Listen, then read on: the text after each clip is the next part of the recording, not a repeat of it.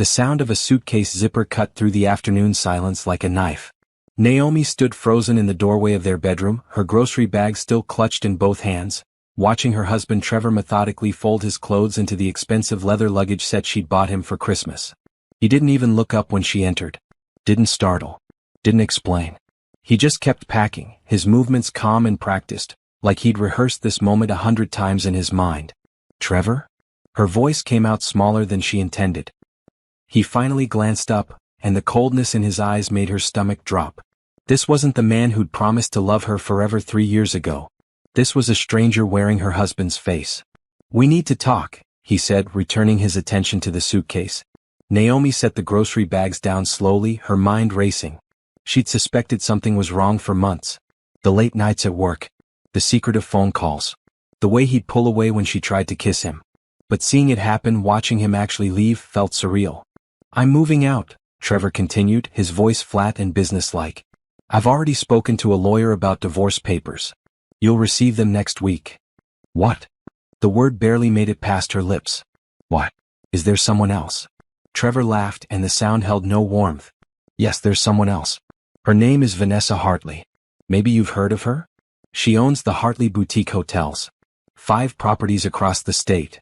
He said it like he was bragging. Like he'd won some kind of prize. Naomi's hands trembled. "How long?" 8 months. He zipped the suitcase closed with a sharp motion. "And before you start crying and begging, let me save you the trouble. This isn't about you doing anything wrong. It's about me finally being with someone on my level." The words hit like physical blows. "Your level?" Trevor turned to face her fully now, and his expression was pure contempt. "Look at us, Naomi. Look at this place." He gestured around their modest 2-bedroom apartment. "I'm 35 years old and I'm living like I'm fresh out of college. You work as a freelance consultant, whatever that means. We shop at discount stores. We drive a 10-year-old sedan.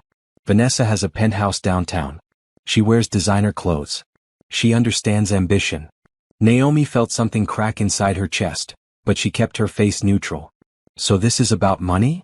This is about potential. Vision. A future that's actually worth something." Trevor picked up his suitcase and briefcase.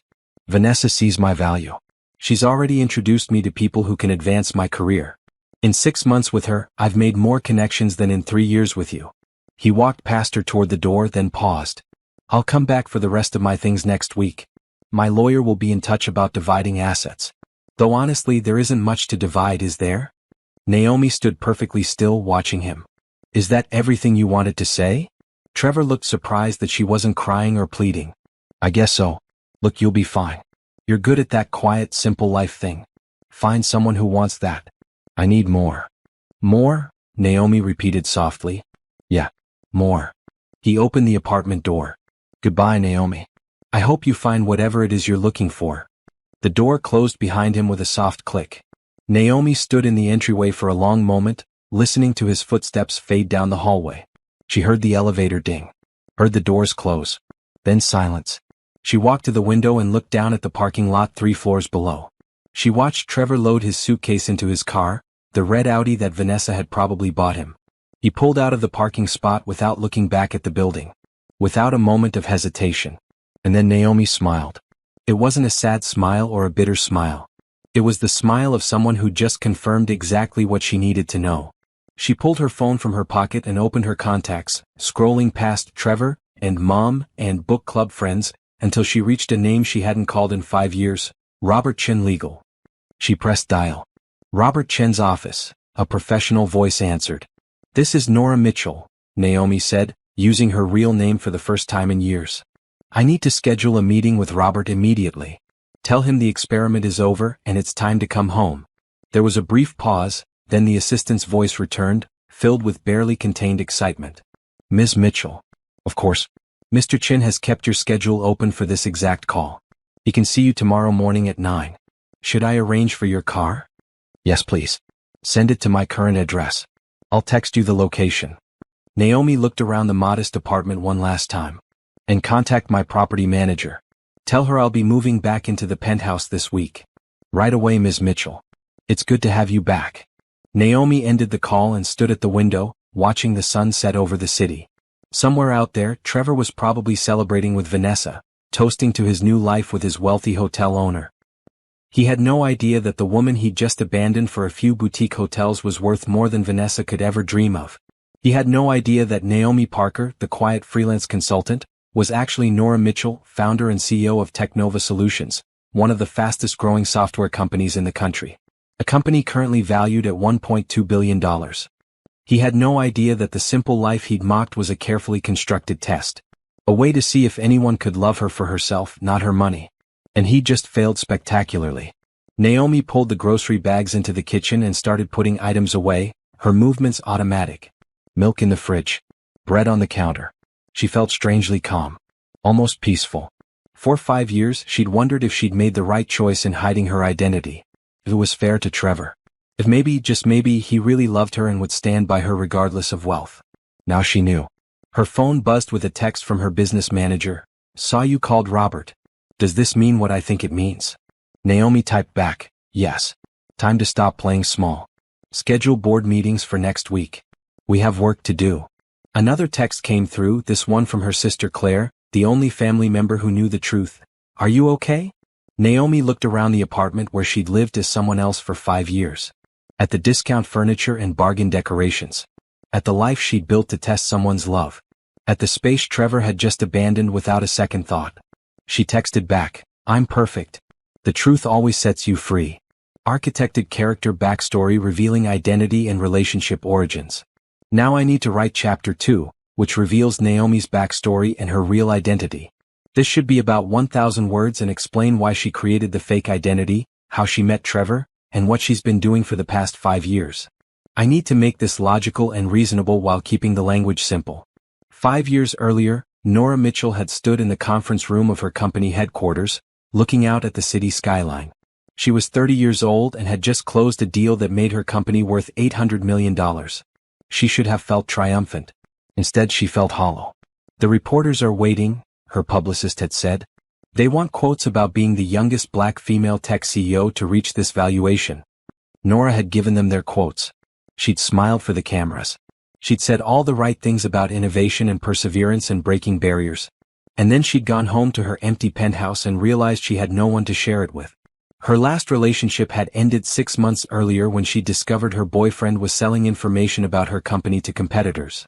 Before that, there'd been the man who proposed after 3 dates, clearly more interested in her bank account than her personality.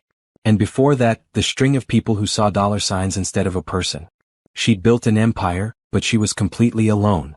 That's when she'd gotten the idea. It was crazy. Impractical. Maybe even dishonest. But she couldn't shake it. What if she could just disappear for a while? Not forever. Just long enough to meet someone who could love her for herself. She discussed it with her sister Claire over wine one night. "I want to know if it's possible," Nora had said. "If someone can actually love me without the money clouding everything." Claire had looked skeptical. "And you think pretending to be someone else is the answer?" "I think it's the only way to know for sure." It had taken 3 months to set up. She'd legally changed her name to Naomi Parker through sealed court records. She'd created a work history as a freelance business consultant, which wasn't entirely a lie since she did consult for her own companies under various pseudonyms. She'd rented a modest apartment in a different part of the city. She'd bought regular clothes from department stores instead of designer boutiques. And she'd stepped into a completely different life. The first year was an adjustment. She still ran Technova, but she did it remotely through encrypted channels and video calls where she controlled the background. Her executive team thought she was working from a home office. No one questioned it. She'd always been hands-on but private. She joined a book club at the local library. Started shopping at neighborhood stores. Made friends with her neighbors. For the first time in her adult life, people treated her normally. They didn't Google her. Didn't ask about her company. Didn't want anything except genuine friendship. It was liberating and lonely at the same time. She'd met Trevor at the book club 18 months into her experiment. He was charming and attractive, with an easy smile and quick wit. He worked in medical equipment sales and seemed genuinely interested in her thoughts about the books they read. He asked about her day. Remembered small details. Made her laugh.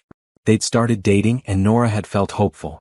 Trevor didn't care that she lived in a small apartment or drove an old car. He seemed to value conversation and connection over material things. He talked about building a life together based on love and partnership. After 6 months, he'd proposed at the same library where they'd met. It was simple and sweet. No expensive ring or elaborate production. Just him, down on one knee, asking if she'd spend her life with him. She'd said yes, hoping she'd finally found what she was looking for. The wedding was small. Just immediate family and close friends. Nora's business associates thought she was on an extended sabbatical. Trevor's family loved her. Everything seemed perfect. But cracks started showing within the first year of marriage. Trevor began making comments about money. About how they should be living better. About how his coworkers had nicer things. He pushed Nora to ask her consulting clients for more money. Suggested she wasn't ambitious enough. Nora had watched carefully, telling herself it was just normal financial stress. But the comments became more frequent. More pointed. He started comparing her to his coworkers' wives. Started talking about what he deserved from life. Then came the affairs. She'd discovered the first one 8 months ago. A woman from his office. She'd confronted him and he'd cried and apologized and promised it would never happen again. She'd forgiven him, wanting to believe in the man she'd married. But she'd also started paying closer attention. She'd hired a private investigator. Had her security team run background checks on the women Trevor was seeing. That's when she'd learned about Vanessa Hartley. Vanessa wasn't just any affair. She was Trevor's exit strategy. He'd been planning this for months, slowly moving his belongings out of the apartment in small batches so Naomi wouldn't notice. Setting up a new life with a woman he thought could give him the lifestyle he wanted. What Trevor didn't know was that Vanessa Hartley's boutique hotels were barely profitable. She'd inherited 3 properties from her parents and opened 2 more on risky loans. She looked wealthy on social media, but her actual financial situation was precarious at best. Nora knew this because Technova's financial analysis division had run a complete background check. Not because Nora was planning revenge, but because she needed to know who her husband was leaving her for. Who he thought was better than her. Now, standing in the apartment the day after Trevor left, Nora pulled out her laptop and opened the secure connection to her company network. Her assistant had already scheduled meetings. Her legal team was preparing divorce papers that would ensure Trevor got exactly what he deserved. Nothing. Their prenuptial agreement, which Trevor had barely glanced at before signing, was ironclad. He'd signed it as Trevor Morgan marrying Naomi Parker. He had no claim to any assets belonging to Nora Mitchell. And since Naomi Parker had never owned anything of significant value, there was almost nothing to divide. The apartment was a rental in Naomi Parker's name. The car was leased through one of Nora's shell companies. The furniture was cheap and replaceable. Trevor would walk away with exactly what he'd brought into the marriage. His clothes, his personal items, and his inflated sense of self-worth. Nora opened her email and began crafting messages to her board of directors. It was time to stop hiding. Time to reclaim her identity in her life. Time to show the world that Nora Mitchell hadn't gone anywhere. She'd just been testing the people around her. And Trevor had failed the test in the most spectacular way possible. Her phone rang. It was her business manager, Patricia. "I have news," Patricia said. "Our latest software platform just got acquired by 3 major corporations. Stock prices are up 18%. We're looking at a valuation increase of nearly $400 million. Nora smiled. "Schedule a press conference for next week. It's time for Nora Mitchell to make her return." "Should I prepare a statement about your absence?" "No. We'll keep that private. Just announce that I'm resuming full public duties as CEO. Let people speculate about where I've been." "And your husband?" "My soon-to-be ex-husband," Nora corrected. "He's no longer my concern. He made his choice. Now he gets to live with the consequences." She hung up and looked around the apartment one more time. Tomorrow she'd start moving back into her real life. But tonight she'd allow herself to feel the weight of what she'd lost. Not Trevor. She'd accept he'd never been worth keeping. But the hope that someone could love her without wanting something from her. That dream was what hurt most. But Nora Mitchell hadn't built a billion-dollar company by dwelling on disappointment. She'd built it by learning from failure and moving forward stronger. And that's exactly what she intended to do. The morning sun streamed through the floor-to-ceiling windows of Nora's penthouse as she stood in her walk-in closet, running her hands over the designer suits she hadn't worn in 5 years. Everything was exactly as she'd left it, preserved in garment bags and temperature-controlled storage.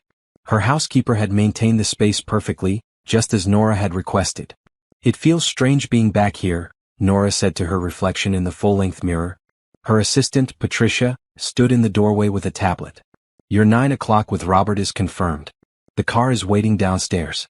And I've prepared briefing documents on everything that's happened in the past week. Nora selected a navy blue suit with clean lines and paired it with a cream silk blouse. Professional. Powerful. Unmistakably herself. As she dressed, she felt layers of Naomi Parker falling away. The modest freelance consultant had served her purpose. Now it was time to be Nora Mitchell again.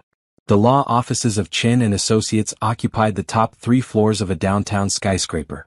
Robert Chin himself met Nora at the elevator, his expression a mixture of relief and concern. 5 years, he said, shaking her hand.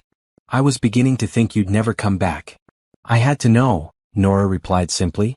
They walked to his private conference room, where a stack of documents waited on the polished mahogany table. Robert pulled out a chair for her, then sat across with a legal pad. Let's start with the divorce, he said. The prenuptial agreement you signed as Naomi Parker is solid. Trevor has no legal claim to any of your assets as Nora Mitchell because he doesn't know Naomi Parker and Nora Mitchell are the same person. Legally, they're separate entities. And my assets as Naomi Parker? Minimal. The apartment lease is in that name, paid from a trust fund that disperses small amounts monthly. The car is leased through a shell corporation. Your bank account under that name contains roughly $15,000. That's what's subject to division. Nora nodded. So he gets half of $15,000. Actually less. The prenup specifies that in cases of adultery, which we can prove through your private investigator's documentation, the offending party forfeits their claim to shared assets. He'll walk away with nothing but his personal belongings. Good. Nora felt no satisfaction in this, only a sense of completion. How quickly can we finalize? With his cooperation, 60 days. Without it, maybe 4 months. But there's something else you should know. Robert slid a folder across the table. Trevor has been posting on social media about his new relationship. These are screenshots my team collected. Nora opened the folder and felt her jaw tighten. There were photos of Trevor and Vanessa at expensive restaurants, on a yacht, at what looked like a resort. The captions were worse. Finally found someone who matches my ambition, and this is what it looks like when 2 successful people come together, and upgrading in every way. He's bragging, Nora said flatly. Publicly. Which means when the truth comes out, the fall will be very public too. Nora closed the folder. I'm not interested in public humiliation. I just want this ended cleanly. Understood. But Nora, people will find out who you are. The moment you resume public duties as CEO, someone will connect the dots. Trevor will discover that Naomi Parker was really Nora Mitchell. The media will have a field day. Let them. Nora stood and walked to the window looking out at the city. I'm done hiding. If Trevor finds out and feels embarrassed, that's his problem. I didn't deceive him to hurt him. I did it to protect myself. And I was right to do it. Robert made notes on his pad. I'll have the divorce papers drawn up by end of day. They'll be served to him at his new address within 48 hours. Thank you, Robert. There's one more thing. Robert's tone shifted, becoming more careful. Your return to public life. Have you thought about how to handle questions about your absence? Nora turned from the window. I took a sabbatical to focus on product development and company strategy. That's all anyone needs to know. My personal life remains personal. Fair enough. Patricia mentioned you want to schedule a press conference. Next week.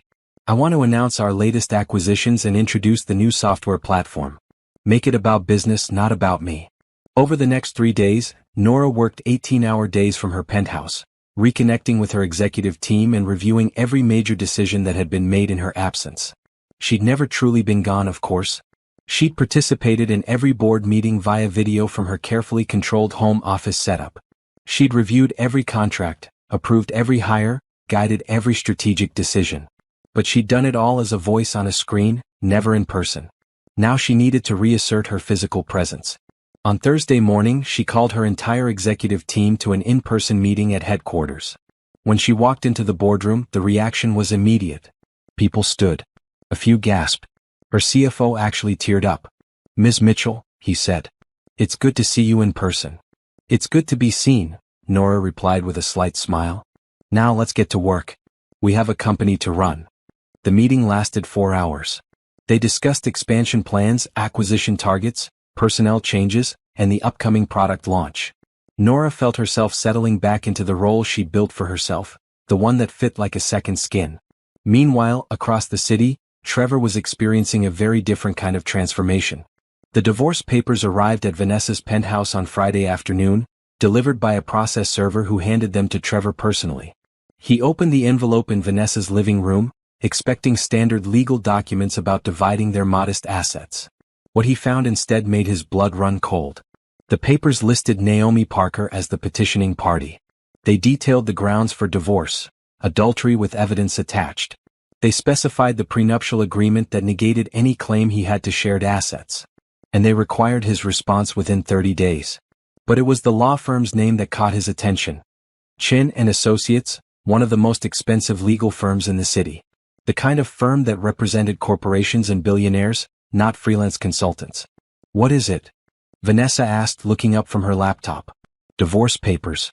From Naomi. That was fast. Vanessa didn't sound particularly interested. Well, at least you can move on cleanly. Trevor stared at the documents, his mind racing. How could Naomi afford Chen and Associates? Where did she get this kind of legal representation? And why did the paperwork look so professionally prepared, like it had been crafted by people who did this for a living at the highest levels? He pulled out his phone and searched for Robert Chen's firm. The website showed a list of clients: Fortune 500 companies, tech startups, entertainment moguls. The consultation fees alone started at $5,000. Something wasn't adding up. I need to make a call, Trevor said, stepping out onto Vanessa's balcony. He dialed his own lawyer, a guy he'd found through a discount legal service. I just got divorce papers. They're from Chin and Associates. His lawyer whistled. That's a heavy-hitting firm. Your wife must have taken out loans or something. Don't worry. They're probably just trying to intimidate you. We'll respond appropriately. But Trevor couldn't shake the feeling that he was missing something important. Something that would explain how his simple, modest wife could afford representation that cost more than their annual rent. He thought about calling Naomi, but the papers explicitly forbade direct contact. All communication had to go through lawyers. Inside the penthouse, Vanessa was having problems of her own. Her accountant had just emailed with bad news about the quarterly earnings for her hotels. Occupancy rates were down. Operating costs were up. And the loan payment on her newest property was coming due. Trevor, she called out. I need to talk to you about something. Trevor came back inside, still clutching the divorce papers. My accountant says we need to cut expenses, Vanessa said, not meeting his eyes. I'm going to have to sell one of the properties. Maybe two. What? I thought business was good? It was. It is. This is just temporary. But it means I need to be more careful about spending for a while. She looked at him pointedly. Which means we should probably talk about your situation. You said you were between jobs. Trevor felt the ground shifting under his feet. I'm in talks with several companies. I should have something locked down soon. Right. Well, until then, maybe you should look into something temporary. To cover your own expenses. The conversation felt familiar in the worst way. It was the same kind of subtle pressure he'd put on Naomi. The same hints about money and worth and contribution. Now it was being turned back on him. I'll figure something out, Trevor said stiffly. That night, alone in Vanessa's guest room, she'd asked him to sleep separately until he found work. Trevor lay awake thinking about the choices he'd made. He'd left Naomi because he wanted more. Because Vanessa seemed to offer a better life. Because he thought he deserved luxury and success. But Vanessa's luxury was starting to look shaky. And the divorce papers from his supposedly poor ex-wife were making him question everything he thought he knew. He pulled out his phone and typed Chin and Associates clients into the search bar. The results showed exactly what he'd feared. This firm didn't take small cases. They represented people with serious money. Real money. Which meant either Naomi had gone into massive debt to spite him, or there was something about his ex-wife that he'd completely missed. Trevor had a sinking feeling it was the latter. Monday morning arrived with the force of a revelation for the business world. At 9 a.m. sharp, Technova Solutions released a press statement that sent ripples through the industry. CEO Nora Mitchell was resuming full public-facing duties after a 5-year period of remote leadership, and the company was announcing 3 major acquisitions. Nora stood in the executive conference room, watching news alerts populate her screen. Bloomberg, Forbes, TechCrunch. Everyone was covering the story. Her phone buzzed with interview requests, speaking invitations, and congratulatory messages from industry leaders. Stock price is up 22% in the first hour, Patricia announced from her position near the monitor displaying real-time market data. Social media is calling it the comeback of the decade. I never left, Nora said mildly, but she allowed herself a small smile. The press conference was scheduled for 2 p.m. The company's main auditorium was already filling with reporters, camera crews, and industry analysts. Nora had chosen her outfit carefully, a charcoal gray suit with sharp shoulders and a deep burgundy blouse. Professional, powerful, and unmistakably in charge. At 1:55, she walked onto the stage to thunderous applause. Flash bulbs popped. Cameras focused. The room fell silent as she approached the podium. "Good afternoon," Nora began, her voice carrying clearly through the microphone. "5 years ago, I made a decision to step back from the public eye while maintaining full operational control of Technova Solutions. Today, I'm here to announce that Technova isn't just back, we're expanding in ways that will reshape the industry." She clicked to the first slide of her presentation. "Our first acquisition, Quantum Analytics, a data processing firm specializing in predictive modeling.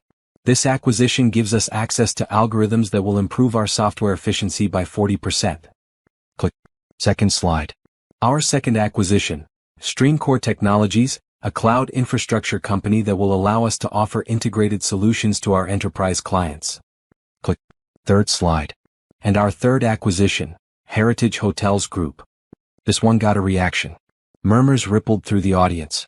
Heritage Hotels was a struggling chain of mid-tier properties, the kind of acquisition that seemed completely outside Technova's usual focus. "I know what you're thinking," Nora continued smoothly. "What does a software company want with hotels?" The answer is data. Heritage Hotels processes millions of customer interactions annually. With their permission and proper privacy protocols, that data becomes invaluable for developing hospitality-focused software solutions. We're creating a new division, Technova Hospitality Solutions.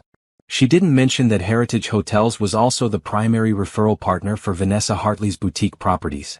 That Vanessa's business relied heavily on Heritage's booking systems and customer referrals.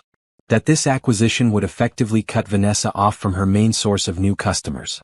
Nora hadn't made the acquisition to hurt Vanessa. She'd made it because it was a smart business move that happened to have convenient side effects. The question started immediately. "Ms. Mitchell, why did you maintain such a low profile for 5 years?" "I wanted to focus on product development and strategic planning without the distraction of constant media attention. It allowed me to make better decisions for the company's long-term growth." "There are rumors about your personal life. Can you address those?" "My personal life is personal." Next question. "What's your response to competitors who say Technova has been stagnant?" "Our 42% revenue growth year over year and 3 major acquisitions announced today speak for themselves. If that's stagnant, I'll take it." The press conference lasted an hour. By the time Nora left the stage, her company's value had increased by $600 million. She was trending on 3 social media platforms. And somewhere across the city, Trevor was about to have a very bad day.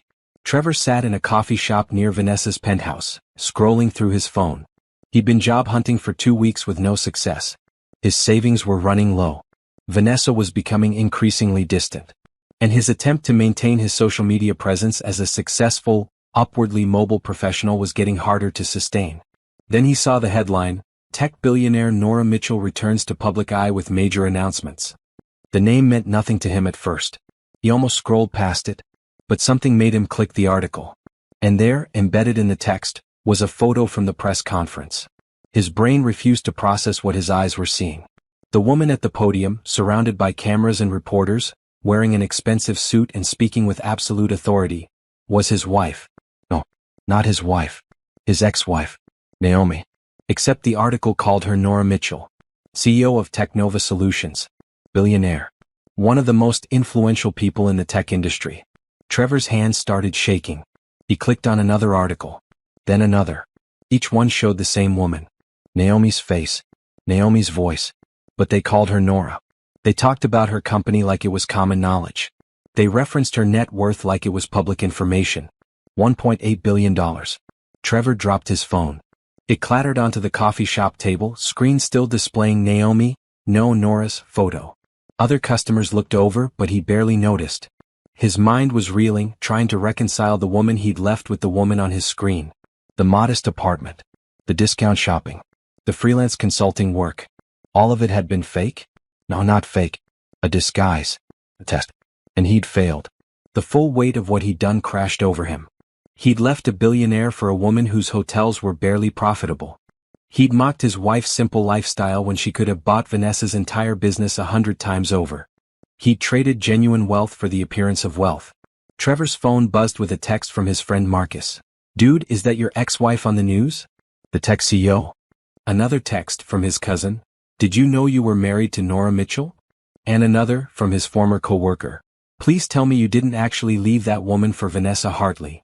His phone exploded with messages, calls, notifications. Everyone he knew had apparently made the connection. Everyone was reaching out to ask the same question. How could he have been so stupid? Trevor tried to call Naomi. The number was disconnected. He tried her email. It bounced back. He even drove to the old apartment, but a different name was on the mailbox now. She'd erased every trace of Naomi Parker from existence. Back at Vanessa's penthouse, things were going from bad to worse. Vanessa was on the phone with her business manager, her face growing paler by the minute. "What do you mean Heritage is terminating our partnership?" she demanded. "We have a contract." She listened, her expression darkening. "Acquired? By who?" More listening. Then she hung up and turned to Trevor, who just walked in. "Technova Solutions just bought Heritage Hotels," she said. "They're restructuring all partnerships and referral programs. My properties are being cut from their system effective immediately." Trevor felt like he was going to be sick. "Technova is Nora Mitchell's company. I know who they are. This is a disaster. Heritage sends us 60% of our bookings. Without them." Vanessa stopped, seeing Trevor's expression. "What's wrong with you?" "Nora Mitchell," Trevor said slowly. "The CEO of Technova. That's Naomi. My ex-wife." Vanessa stared at him. "What are you talking about?" "My wife. The one I left. She's Nora Mitchell. She's been Nora Mitchell this whole time. She was just pretending to be someone else. That's impossible. Nora Mitchell is a billionaire. Your wife worked as a consultant and lived in a tiny apartment. It was a disguise." Trevor's voice rose. "She was testing me or hiding or I don't know, but it was her. Look." He pulled up the press conference footage on his phone and showed it to Vanessa. Her eyes widened as she watched. "Oh my God," she whispered. "You left a billionaire. You left an actual billionaire. I didn't know. And now she's destroying my business." Vanessa stood up, pacing. "This can't be coincidence. She bought Heritage specifically to hurt me. This is revenge." Trevor wanted to argue, but he couldn't. It certainly looked like revenge. Strategic, calculated, perfectly executed revenge. "You need to talk to her," Vanessa said. "Explain. Apologize. Get her to call off whatever she's doing. She won't take my calls. She's blocked me everywhere. Then go to her office. Show up at her company. Do something." Vanessa's voice was desperate now. "My entire business is collapsing because you decided to leave your billionaire wife." Trevor stood there, feeling the full weight of his choices crushing down on him. He thought he was trading up. Thought he was finding someone better. Thought he deserved more than what Naomi offered. Turned out, Naomi had been offering him everything. He'd just been too blind to see it. That evening, Nora sat in her penthouse living room, a glass of wine in hand, watching the sunset paint the city gold and purple. Her phone sat on the coffee table, silenced. She knew Trevor was trying to contact her. Her security team had already intercepted 3 attempts by him to enter the Technova building. She felt nothing. No anger. No satisfaction. Just a quiet certainty that she'd made the right choice. Her sister Claire called. "I saw the press conference. You were amazing. Thank you. How does it feel? Being back in public?" "Like putting on a favorite coat I'd forgotten I owned," Nora said. "Comfortable. Right. And Trevor? Has apparently realized his mistake. My security team says he's been trying to get in touch. Are you going to talk to him?" "No." Nora's voice was firm. "There's nothing to say. He made his choice based on what he thought I was worth. Now he gets to live with that choice. That's harsh. That's fair." Nora took a sip of wine. "I didn't destroy his life, Claire. He did that himself. I'm just living mine." After they hung up, Nora opened her laptop and reviewed the numbers from her acquisitions. Everything was proceeding exactly as planned. Technova was stronger than ever. Her personal wealth had increased. Her company's influence was expanding into new markets. She built all of this, not as someone's wife, not as half of a partnership, as herself. And no one could take that away from her. 3 weeks after the press conference, the cracks in Trevor's new life had become chasms. He sat in a chain restaurant across from a hiring manager, trying to maintain the confident persona he'd cultivated for years. The interview wasn't going well. Your resume shows a gap in employment, the woman said, reviewing the papers in front of her. You left your previous position at MedTech Solutions 6 weeks ago. Can you explain the circumstances? Trevor shifted in his seat. The company underwent restructuring. Several positions were eliminated, including mine.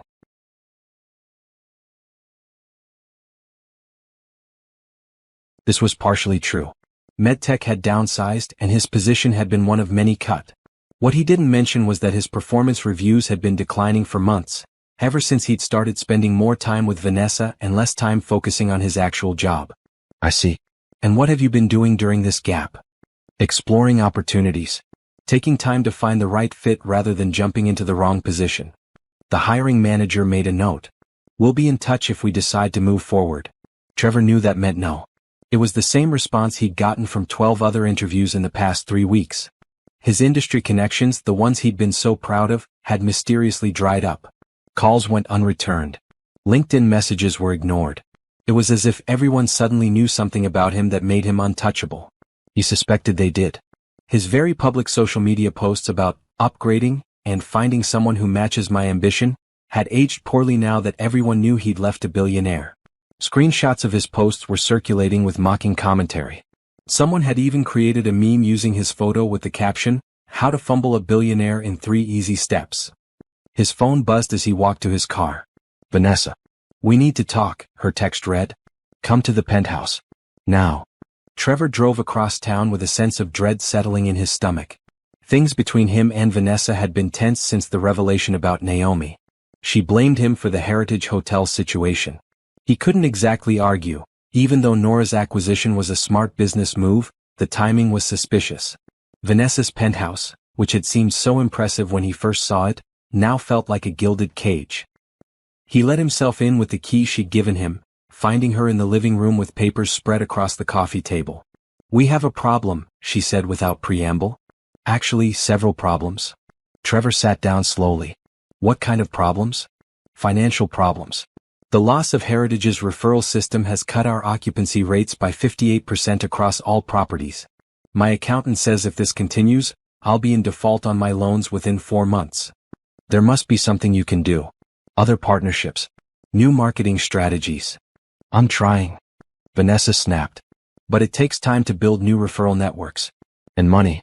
Money I don't have because my reserves are depleted and the banks won't extend my credit line. She pulled out a document and slid it across the table. I need to sell 2 properties. The flagship downtown and the one in Harbor District. That's the only way to stay afloat. Trevor scanned the paperwork. But those are your most valuable properties. Exactly. Which is why I can get enough for them to cover my debts and maybe keep the other 3 running. Vanessa looked at him with an expression that was equal parts desperation and accusation. This is what your ex-wife has done to me. To us. She didn't do this to hurt you specifically, Trevor said, though he wasn't entirely convinced. She bought Heritage because it made business sense. Business sense? Trevor, she's a billionaire. She has 1,000 other acquisition opportunities. She chose Heritage because of me. Because of us. Trevor couldn't argue with that logic even if he wanted to. The timing was too perfect. The impact too precisely targeted. What do you want me to do? He asked. Vanessa was quiet for a long moment. I need you to talk to her. Really talk to her. Explain that you made a mistake. Tell her about us, about how this is affecting innocent people. I've tried. She won't see me. Try harder. Vanessa stood up, pacing. Camp outside her office. Send letters. Hire a skywriter. I don't care.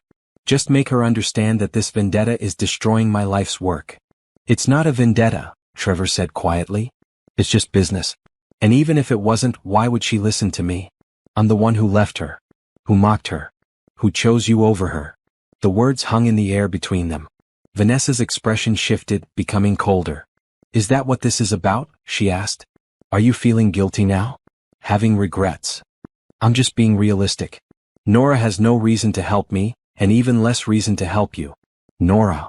Vanessa's voice dripped with disdain. You say her name like you still know her. Like you have some kind of claim to her attention. You don't. She's made that clear. I know that. Do you? Because from where I'm standing, You seem awfully comfortable accepting that your ex-wife is destroying everything I've built and there's nothing you can do about it. Trevor stood up. What exactly do you want from me, Vanessa? You want me to grovel?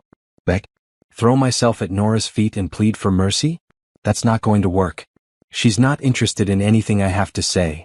Then you're useless to me. The words landed like a slap. Trevor stared at her. What? You heard me. I took you in because you said you had connections, ambition, potential.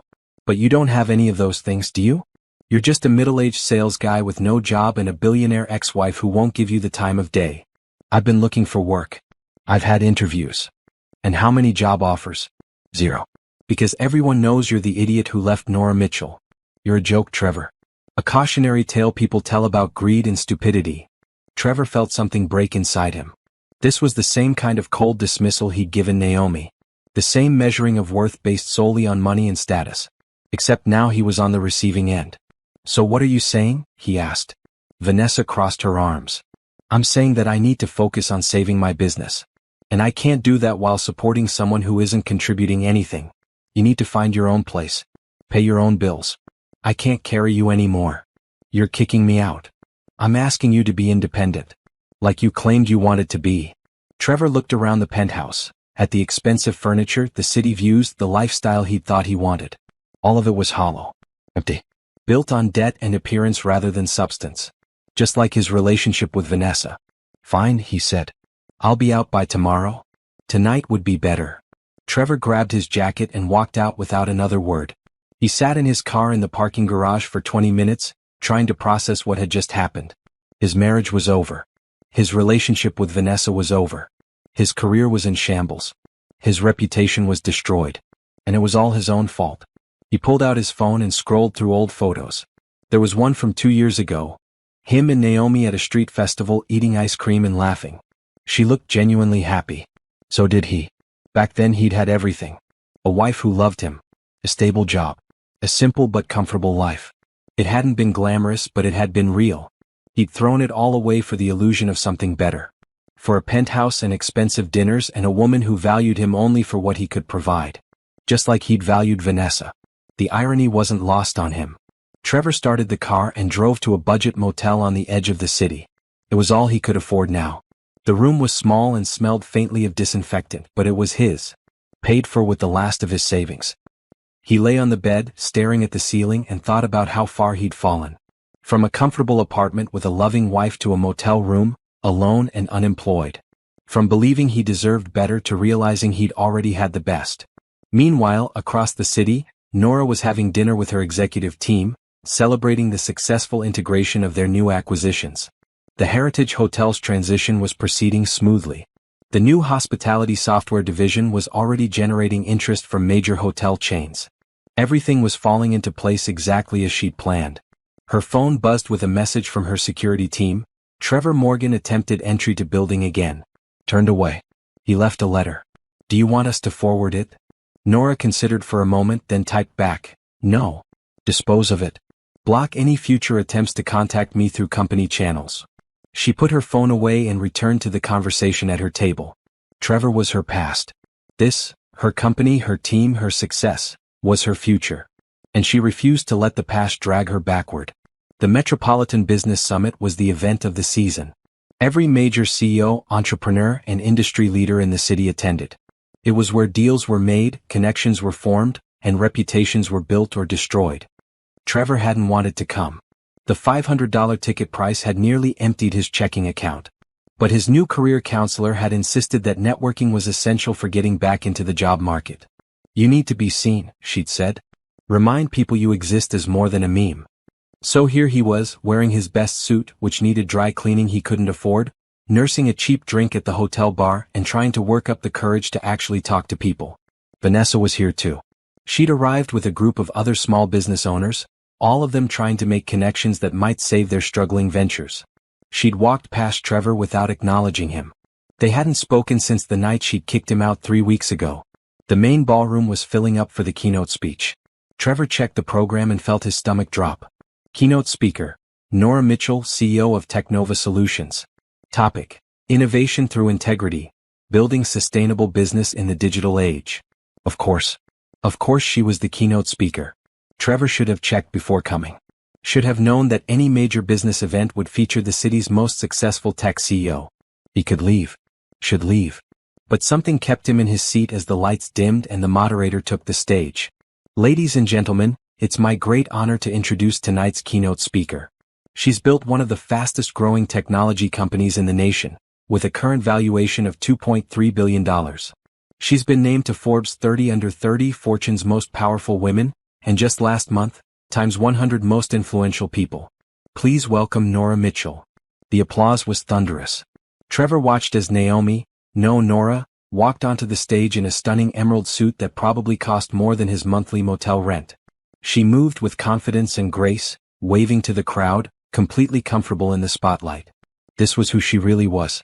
This was who she'd always been. And he'd never bothered to look closely enough to see it. Nora reached the podium and smiled at the audience. Thank you. Before I begin, I want to acknowledge something. Many of you are wondering where I've been for the past 5 years. Why I maintain such a low public profile. The answer is simple. I was learning. She clicked to her first slide. It showed a graph of Technova's growth over the past decade. When I founded Technova 10 years ago, I was 25 years old and terrified. I had a great idea but no experience running a company. I made mistakes. I trusted the wrong people. I let others define my worth based on my bank account rather than my character. Trevor felt like she was speaking directly to him, even though she hadn't looked in his direction once.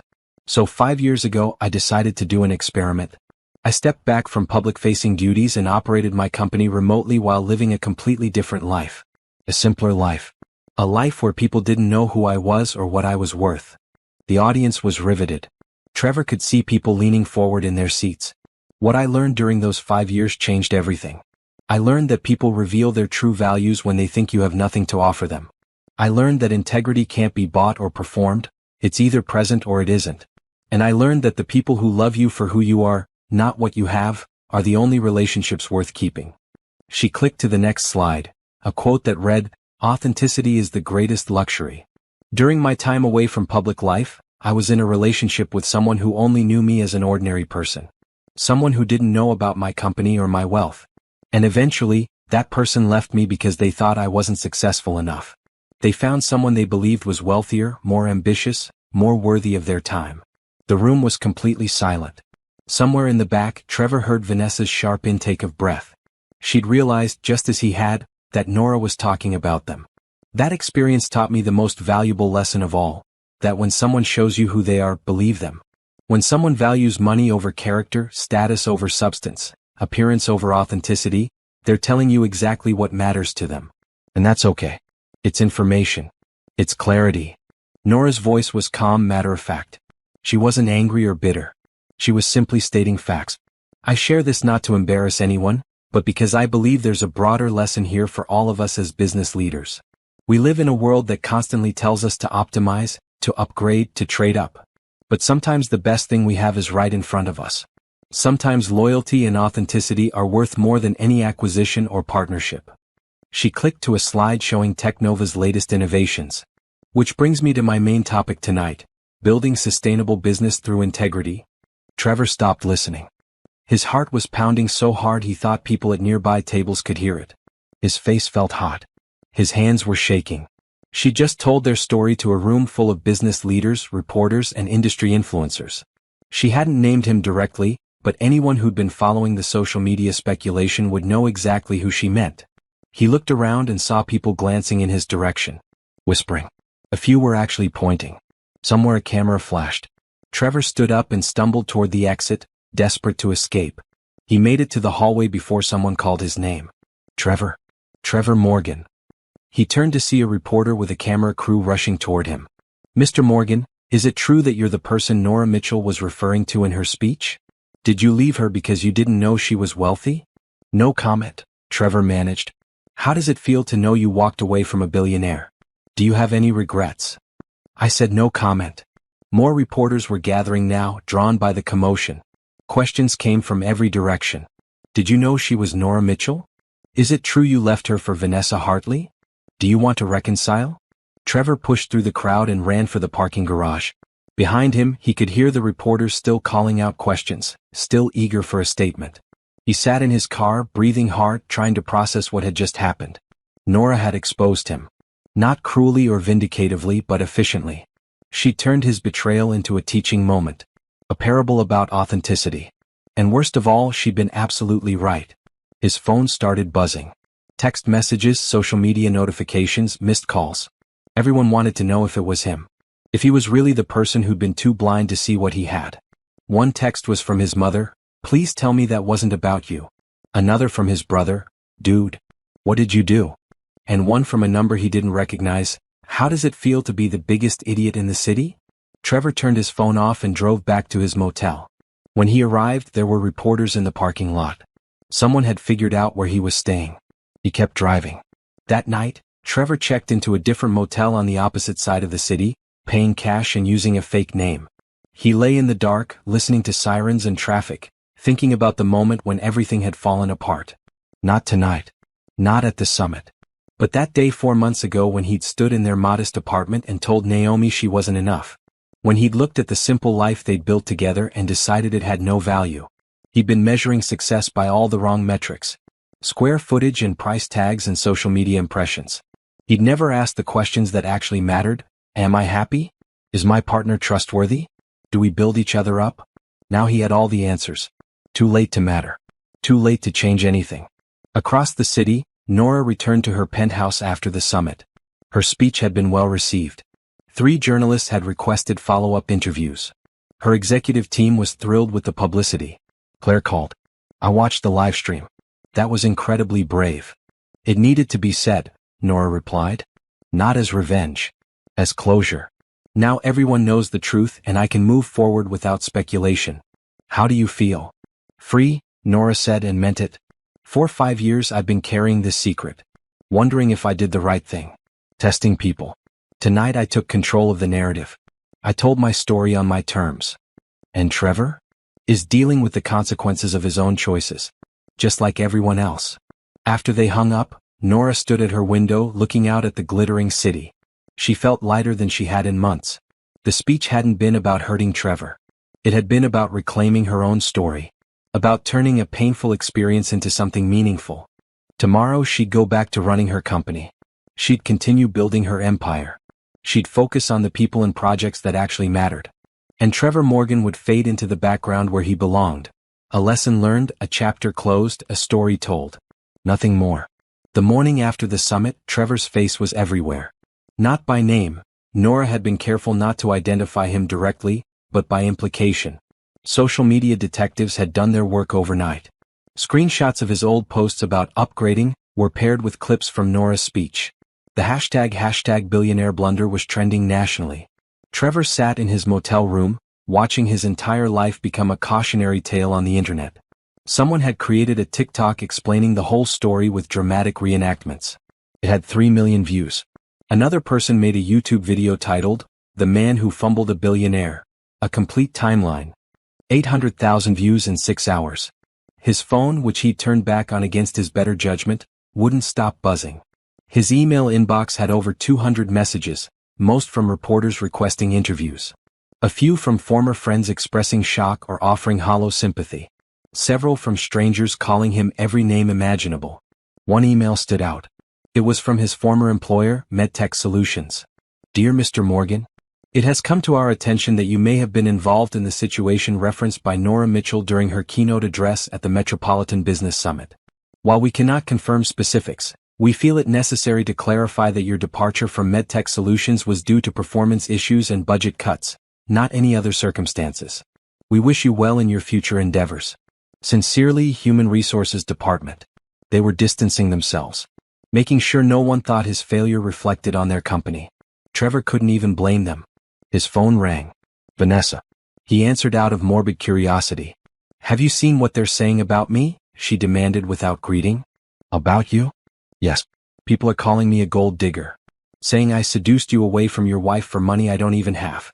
My hotels are getting 1-star reviews from people who've never even stayed there. This is a nightmare." "Welcome to my world," Trevor said flatly. "Your world? You're the one who lied about your ex-wife being a billionaire. You're the one who made me look like an idiot." "I didn't know, Vanessa. How many times do I have to say it? You should have known." You were married to her for 3 years. How do you not notice your wife is secretly rich? It was a fair question. One Trevor had been asking himself repeatedly.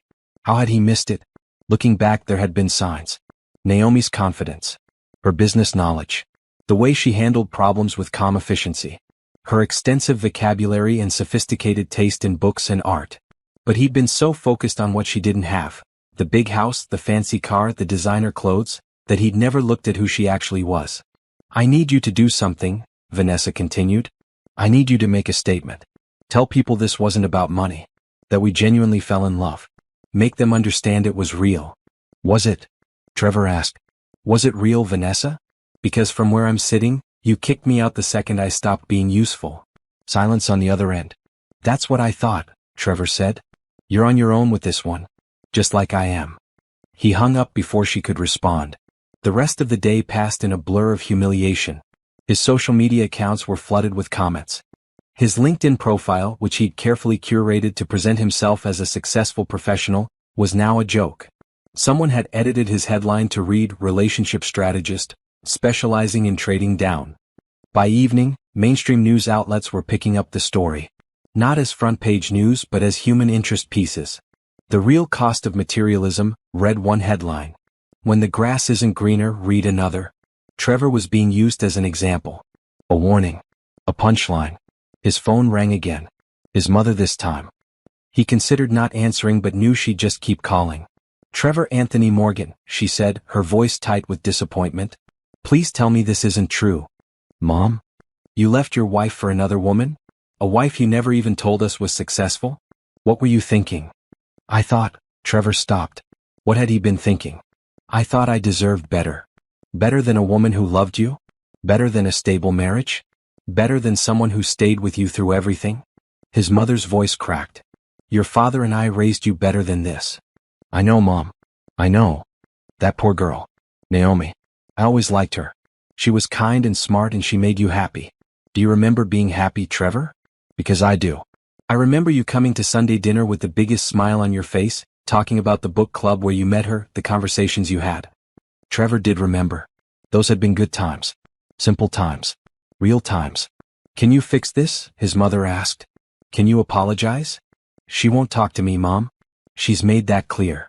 "Then you need to accept the consequences of your choices and learn from them. That's all you can do."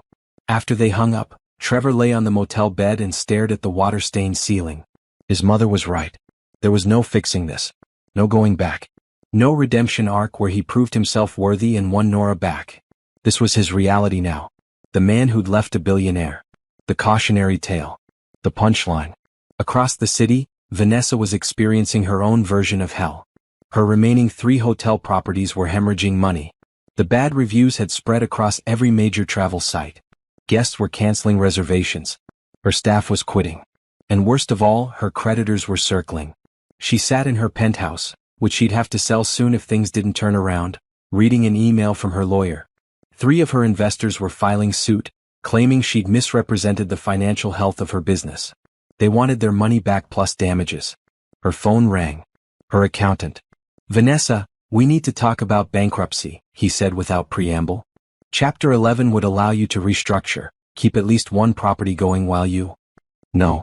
The word came out sharp. "I'm not filing for bankruptcy. The alternative is losing everything. At least with Chapter 11 you have some control over the process." Vanessa closed her eyes. Bankruptcy. The word felt like admitting defeat. Admitting that she'd failed. That her whole carefully constructed image of success had been nothing but smoke and mirrors. "I'll think about it," she said and hung up. She pulled up Nora Mitchell's Wikipedia page and stared at the photo. This woman had destroyed her. Not directly. Not overtly. But through one strategic business acquisition, Nora had pulled the thread that unraveled Vanessa's entire operation. Was it revenge? Or just business? Vanessa suspected it was both. And she had no way to fight back. No way to compete. She was a small fish who'd made the mistake of getting involved with a woman who turned out to be a shark. That night, Vanessa made a decision. She called her lawyer and authorized him to begin bankruptcy proceedings. Then she posted a statement on social media. To everyone asking about the recent news, "Yes, I was involved with Trevor Morgan. No, I didn't know his ex-wife was Nora Mitchell. I'm not a gold digger or a homewrecker. I'm a business owner trying to survive in a difficult market. I made mistakes. I own them. Now I'm focused on rebuilding and learning from this experience. I appreciate your understanding and privacy during this time. It was damage control. It wouldn't fix everything, but it might stop some of the bleeding. Trevor saw the post and felt a strange kinship with Vanessa. They'd both been exposed. Both been humbled. Both been forced to confront the consequences of their choices. He started typing a comment, then stopped. What was there to say? That he was sorry? That he understood? That they'd both been fools? Instead, he deleted his own social media accounts. All of them. If he was going to rebuild his life, he needed to do it away from the public eye. Away from the commentary and judgment.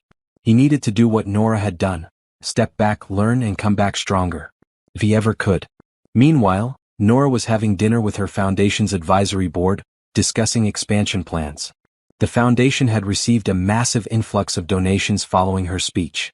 Apparently, her story had resonated with people. Hundreds of women had reached out to share their own experiences with partners who'd undervalued them. We're going to need more staff, the foundation director said. More resources. We can't keep up with the demand for our services.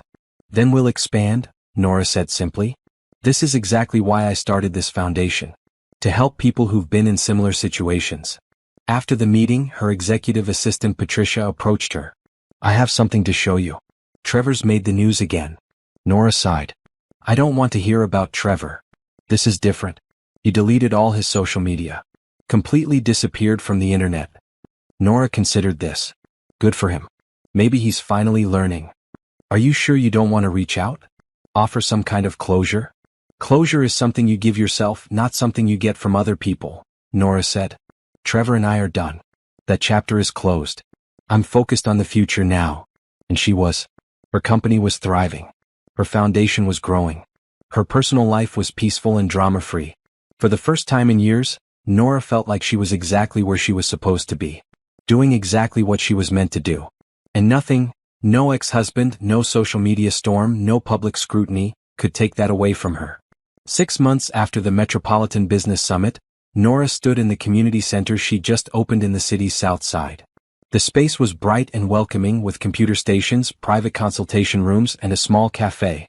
This was the third physical location for her foundation, and she'd personally overseen every detail of its creation.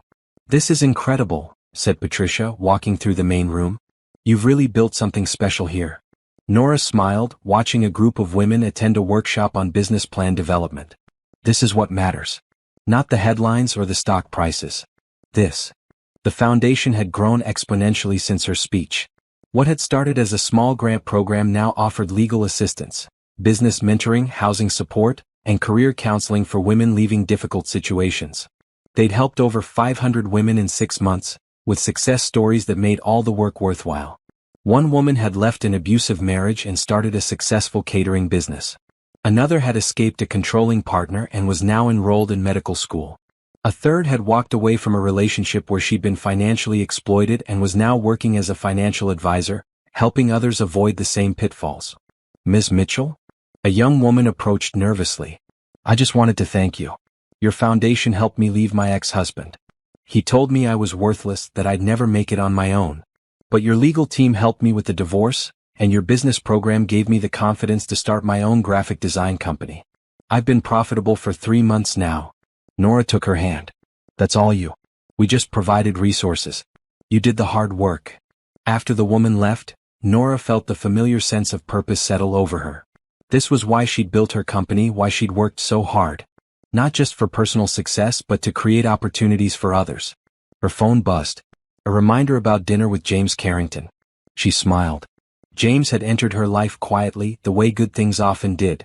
She'd met him 4 months ago at a foundation event.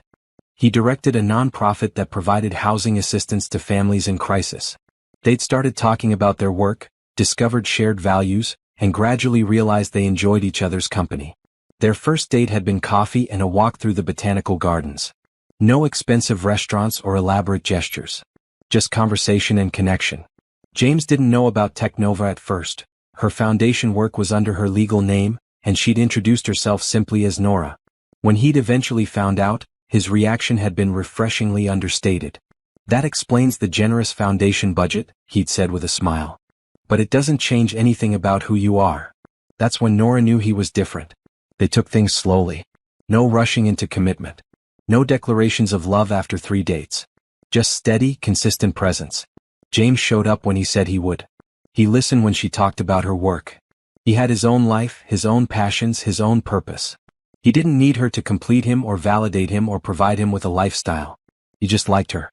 That evening, they met at a small Italian restaurant that Nora loved for its authenticity and lack of pretension.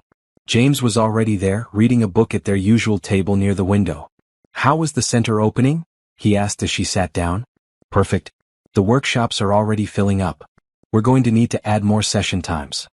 "That's amazing. You should be proud." They ordered food and talked about their days. James shared a story about a family his organization had just helped secure permanent housing. Nora told him about a new software feature her team was developing. The conversation flowed easily, naturally. "Can I ask you something?" James said over dessert. "About your ex-husband." Nora stiffened slightly but nodded. "What do you want to know? Do you ever regret it? The way it ended?" "No." Nora's answer was immediate. "I regret that I needed to hide who I was to feel safe. I regret that my trust was misplaced. But I don't regret the outcome. It taught me what I really needed to know." Which was that I deserve someone who loves all of me. Not just the successful parts or the convenient parts. All of me. James smiled. "You do deserve that." They walked along the waterfront after dinner, talking about everything and nothing. James didn't try to hold her hand or rush physical intimacy. He seemed content to just be present. "You know what I appreciate about you?" Nora said as they watched boats drift across the water. "You're patient. You don't push. You let things develop naturally." "I learned a long time ago that good things don't need to be forced," James replied. "If something's meant to work, it will work at its own pace." Nora felt something settle in her chest. Something peaceful and right.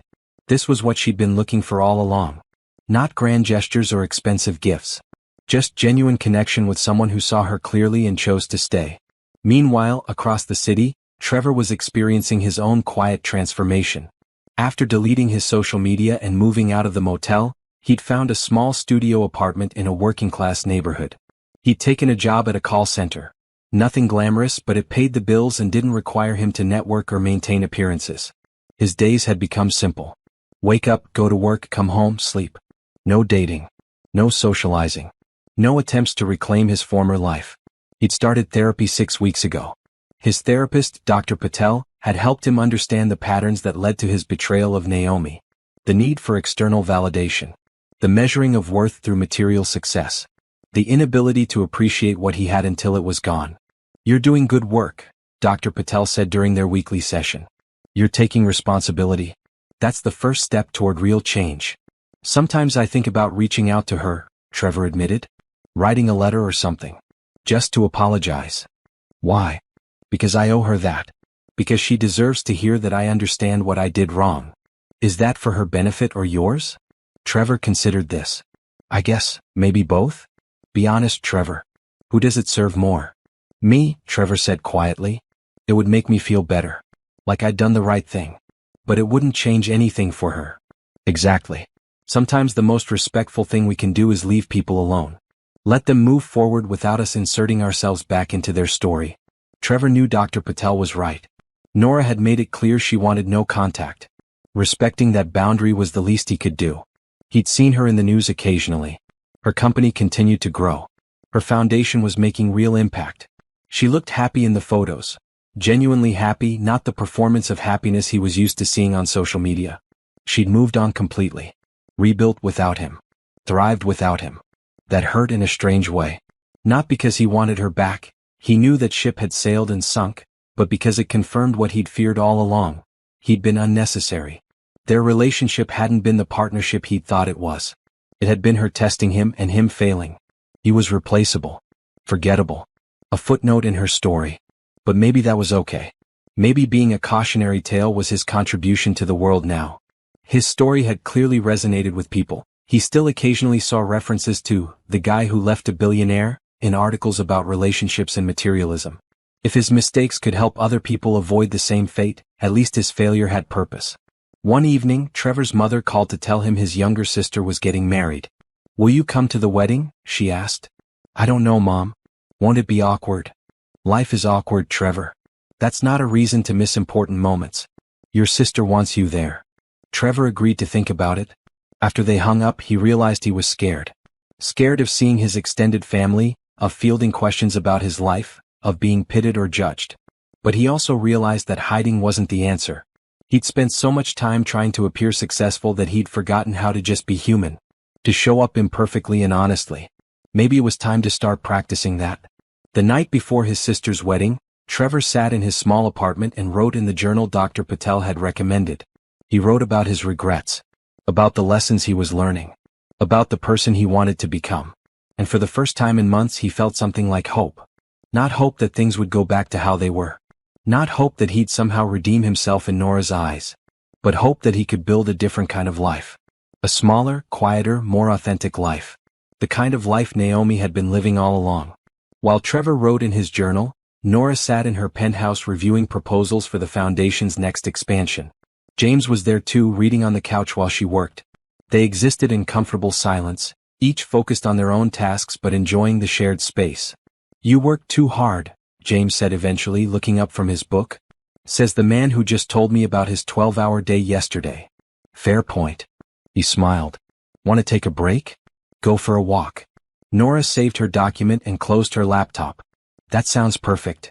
They walked through the quiet city streets, past closed shops and late-night cafes, talking about nothing important.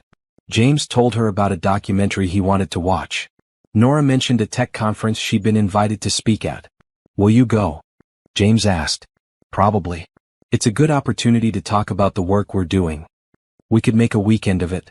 I've always wanted to visit that city." Nora felt that peaceful rightness again. James wasn't asking to be included. He was simply offering to spend time together if she wanted company. No pressure. No expectations. "I'd like that," she said. They stopped at a bench overlooking the river. The water reflected the city lights, creating patterns of gold and silver on the dark surface. "Can I tell you something?" James said. "When I first met you, I thought you were impressive because of your foundation work. The resources you'd committed, the lives you were changing. But the more I've gotten to know you, the more I realize that's not what makes you special." No. What makes you special is that you're kind. You listen. You care about getting things right, not just getting them done. You're thoughtful." He paused. "You're you regardless of what you've built or achieved. And that's what I value most." Nora felt tears prick her eyes. This was what she'd been searching for 5 years ago when she'd created Naomi Parker. Someone who could see past the surface to the person underneath. Someone who valued her for her character, not her accomplishments. "Thank you," she said softly. James reached for her hand and she let him take it. They sat together in comfortable silence, watching the river flow past, each lost in their own thoughts but connected in a way that felt real and lasting. This was what Nora had built from the ashes of her failed marriage. Not just a stronger company or a successful foundation, but a life that felt authentic. A life where she could be fully herself without hiding or performing. A life worth living. 1 year after Trevor left, Nora sat in her lawyer's office for the final divorce settlement meeting. Robert Chin slid a folder across the table containing the paperwork that would legally end her marriage. "It's done," he said simply. Trevor signed everything. No contest. No drama. Nora opened the folder and scanned the documents. After a year of legal proceedings, endless paperwork and careful division of assets that barely existed under Naomi Parker's name, it was finally over. "He didn't ask for anything beyond what was legally his?" she asked. "Nothing. He took his personal belongings and walked away. Honestly, I've rarely seen someone surrender so completely." Nora signed the papers with steady hands. She felt no triumph, no vindication. Just a quiet sense of closure. "There's one more thing," Robert said, pulling out another document. "Trevor sent this through his lawyer. It's not part of the settlement. Just a personal letter." Nora looked at the sealed envelope. Her first instinct was to refuse it, to let Robert dispose of it like all Trevor's other attempts at contact. But something made her take it. "Thank you, Robert. For everything." After leaving the law office, Nora sat in her car and stared at the envelope. She could throw it away unread. Burn it. Delete it from her life like she deleted everything else about Naomi Parker. But curiosity won out. She opened it.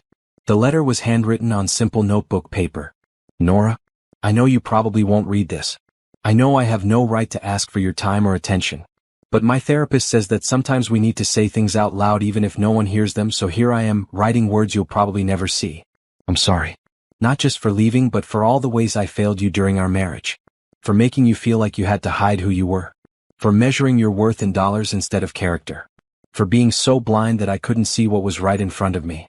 I don't expect forgiveness. I don't deserve it. But I want you to know that you were right about everything. I was chasing an illusion. Vanessa and I didn't work out, not because of you or what happened with your company, but because our relationship was built on the same shallow foundation as my expectations for you. When things got hard, there was nothing real to hold on to. I've spent this year trying to understand why I did what I did. Why I was so focused on appearance and status. Why I couldn't appreciate a good, honest relationship when I had one. I'm still working on those answers. Probably will be for a long time. I'm not asking you to care about my journey. You've clearly moved on and built an incredible life without me. I see the news about your foundation. The work you're doing matters. You matter. I hope you found someone who sees that from the beginning, instead of learning it too late like I did. This isn't about me wanting you back. That ship has sailed, and it should have. This is just me acknowledging that you deserve better than what I gave you. That our marriage failed because of my failures, not yours. That hiding your success was a test I should have passed but didn't. I hope you're happy. Really, truly happy. Not because it would hurt less if you were suffering, though I'm ashamed to admit there was a time I might have felt that way, but because you deserve happiness. You deserved it all along. I won't contact you again. This is goodbye. Thank you for the years we had, even though I didn't appreciate them at the time. Thank you for teaching me, harshly but fairly, what really matters. I hope your life is everything you wanted it to be. Trevor. Nora read the letter twice, then carefully folded it and put it back in the envelope. She felt a complicated mixture of emotions. The letter showed growth, genuine reflection, real accountability. Trevor had clearly done work on himself. But it didn't change anything. She'd moved on. The life she'd built was full and meaningful. Trevor was a closed chapter, a lesson learned, a story told. She put the letter in her glove compartment, started her car, and drove to the foundation's main office where she had a meeting about expanding their legal services. The past was the past. The future was waiting. Across the city, Vanessa Hartley stood in what used to be her flagship hotel, now being converted into condominiums. The bankruptcy proceedings had taken 9 months. She'd lost everything, all 5 properties, her savings, her reputation in the hospitality industry. But strangely, she felt lighter than she had in years. The pressure of maintaining appearances, of pretending to be wealthier than she was, of building a brand on borrowed money and borrowed time, it had been exhausting. Losing everything had been painful, but it had also been freeing. She'd taken a job managing a small bed and breakfast in a coastal town 2 hours away. It was honest work, simple work, and it paid enough to cover her modest expenses. No investors to answer to. No loans hanging over her head. No social media image to maintain. She thought about Trevor sometimes. Wondered how he was doing. Felt a weird kinship with him as the other person who'd been publicly humiliated by their association with Nora Mitchell. But mostly she was focused on rebuilding. This time without the pretense. Without the desperate grasping for status and recognition. She'd learned the same lesson Trevor had, that you can't build a real life on appearances. That eventually the truth comes out. That authenticity, while less glamorous, is infinitely more sustainable. Her phone rang. Her sister. "How's the new job?" her sister asked. "Good. Really good, actually. It's quiet here. Peaceful. Are you happy?" Vanessa considered the question. "I'm getting there. For the first time in a long time, I'm not pretending.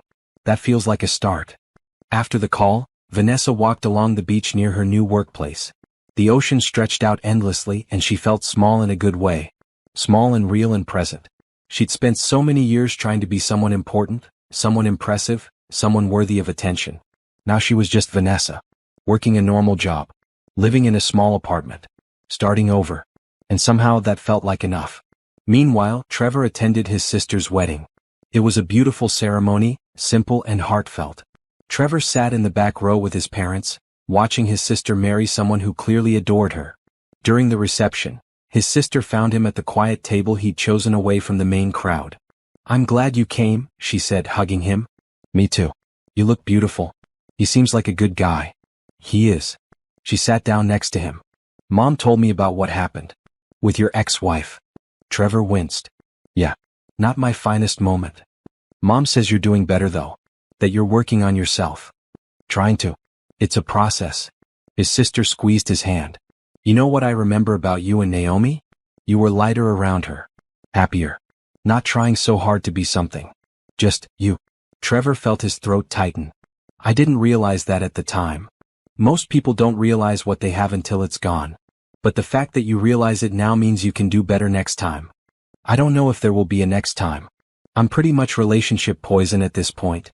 You made a mistake. A public, humiliating mistake. But you're owning it. That counts for something. She stood up. Don't give up on yourself, okay? You're better than your worst decision. After the wedding, Trevor drove back to his apartment feeling something unexpected. Hope. Not for reconciliation with Nora. That door was permanently closed. But hope that he could build something real from here. That his mistakes didn't have to define him forever. That evening he updated his journal. I went to Sarah's wedding. Was good. Hard but good. I'm starting to understand that growth isn't about erasing what I did wrong. It's about using those mistakes to become someone different. Someone better. I'll never stop regretting how I treated Naomi. But I can honor what she taught me by actually changing. By being the person she thought I could be when she first met me. Not for her. Not to win her back. But because that's who I should have been all along. Across the city, Nora sat at her dining table with James, planning their upcoming trip to the tech conference. They'd been together for 8 months now, taking things slowly, building something solid. I was thinking, James said, looking up from the conference schedule. After the conference, we could extend the trip a few days. There's a national park nearby. We could go hiking. I'd love that. Nora smiled. I need to tell you something though. About my ex-husband. James set down the schedule, giving her his full attention. The divorce was finalized today. I got a letter from him. An apology. How do you feel about that? Nora corrected. Your nonprofit has been essential to our housing partnerships. This is collaborative work. James smiled. I appreciate that. But tonight was about celebrating what you've built. Take the win. They sat on a bench overlooking the water. Nora leaned against James's shoulder, feeling content and peaceful. Can I ask you something? James said. Where do you see yourself in 5 years? Honestly? Right here. Doing this work. Growing the foundation. Maybe expanding Technova into new markets. But mostly just living. Really living as myself without hiding or performing. And personally? Nora was quiet for a moment. I see myself with someone who values me. Someone who shows up consistently. Someone who doesn't need me to be anything other than who I am. James turned to look at her. For what it's worth, I see that for you too. And I'd like to be that someone if you'll have me. It wasn't a proposal. It was a declaration of intent. A commitment to continuing what they'd built together over the past year. I'd like that, Nora said softly. A lot. They kissed, gentle and unhurried, two people who'd found each other without pretense or performance. Just authenticity meeting authenticity. Across the city, Trevor sat in his small apartment, scrolling through news coverage of the foundation gala. He saw photos of Nora in a stunning blue gown, looking genuinely happy. He saw pictures of her with a man, tall, kind-faced, standing close but not possessive. Trevor felt a complex emotion wash over him. Not jealousy exactly. More like acceptance. This was who Nora really was. This was the life she'd always deserved. And she'd found it without him. His phone buzzed. Dr. Patel confirming their session for tomorrow. Trevor had been in therapy for over a year now, working through the patterns that had led to his betrayal. He'd learned about his need for external validation, his tendency to measure worth through status, his inability to appreciate what he had. He'd also learned to forgive himself. Not to excuse his behavior, but to accept it as part of his story and use it to grow. He'd recently started dating someone new. Amanda was a teacher he'd met at a community event. She was kind and funny and lived in an apartment even smaller than his. Their dates were simple, coffee, walks, movies. Nothing expensive or elaborate. And Trevor was happy. Not ecstatically, world on fire happy. But contentedly, genuinely happy. He'd learned to appreciate simplicity. To value character over status. To show up consistently instead of chasing the next big thing. He'd learned all the lessons Naomi had tried to teach him, just far too late for it to matter to her. But it mattered to him. And to Amanda. And to the life he was slowly, carefully building. Vanessa stood on the porch of the bed and breakfast, watching guests check in. The season had been good. She'd been promoted to general manager. She'd started saving money. She'd stopped posting on social media entirely. Her old life felt like someone else's dream. All that striving and performing and pretending. All that debt and stress and appearance management. Now she had work that fulfilled her without consuming her. She had enough money to live comfortably. She had genuine friendships with people who knew her story and liked her anyway. She'd heard through mutual acquaintances that Trevor was doing better too. Working a steady job. In therapy. Dating someone appropriate. Good for him, she thought. They'd both learned the same hard lesson, that you can't build a real life on borrowed money and false appearances. She went inside to help prepare dinner for the guests. This was her life now. Small and real and hers. And it was enough. Back at the waterfront, Nora and James walked hand in hand toward her penthouse. They talked about the gala, about their upcoming trip, about the new initiatives the foundation was launching. "I'm proud of you," James said as they reached her building. "For everything you've built. But mostly for being willing to be vulnerable again after what happened." Nora squeezed his hand. "I learned that vulnerability isn't weakness. It's honesty. And the right people appreciate honesty more than perfection." They rode the elevator to her penthouse.